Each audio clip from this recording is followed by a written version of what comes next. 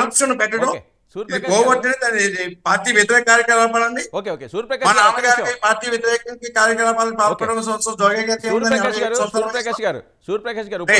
ఇప్పుడు మీ ధ్యేయం ఏంటి? మీ టార్గెట్, మీ ధ్యేయం జనసేనని ఓడించడం అంతేనా? జగన్మోహన్ రెడ్డి గారు సీఎం అవ్వాలి, అదేనా మీ కళ? ఏమండి, ఈ రాష్ట్రానికి ఒక సమర్థుడైనటువంటి నాయకుడు యొక్క అవసరం చాలా ఉంది.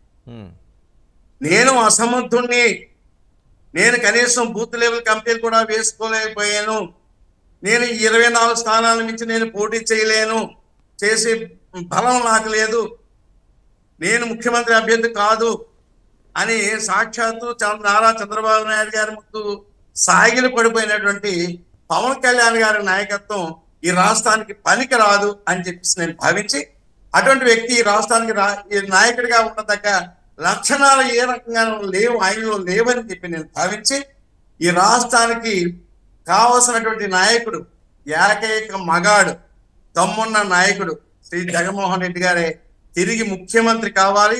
బడుగు బలహీన వర్గాల వారందరికీ, పేదలందరికీ కూడా ఆయన యొక్క అండదండలు కావాలి, ఆయన నాయకత్వం కావాలి, ఆయన ప్రభుత్వం మళ్ళీ తిరిగి రావాలనే ఏకైక సంకల్పంతో అసమర్థుణ్ణి ఈ రాష్ట్రం నుంచి తవ్వరి కొట్టాలనేటువంటి ఒక అసమర్థుని ఈ రాష్ట్ర రాజకీయాల నుంచి తవ్వరి కొట్టాలని చెప్పేసి ఏకైక చేయంతో నేను నిన్న పార్టీకి రాజీనామా చేసి నేను వైఎస్ఆర్సీపీలో జాయిన్ అవడం జరిగింది.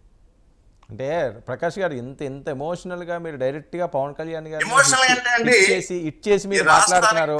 కాదు కాపు సామాజిక వర్గం ఇది ఇవన్నీ కూడా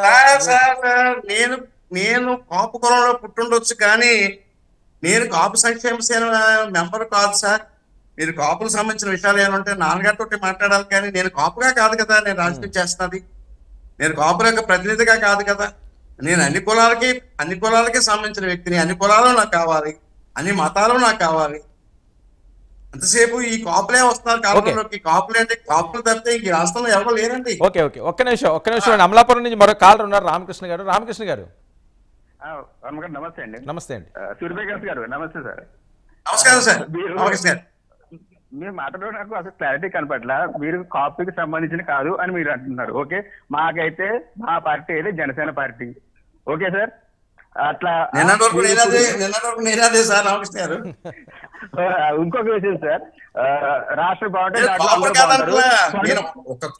ప్రతినిధి కాదంటున్నా. ఓకే ఓకే సార్, జనసేనలో ఉన్నా కూడా నేను కాపు నాయకుడిగా ఏ రోజు లేనండి. నాకు జనసేనలో ఉన్నా కూడా అందరూ కావాలి కదా.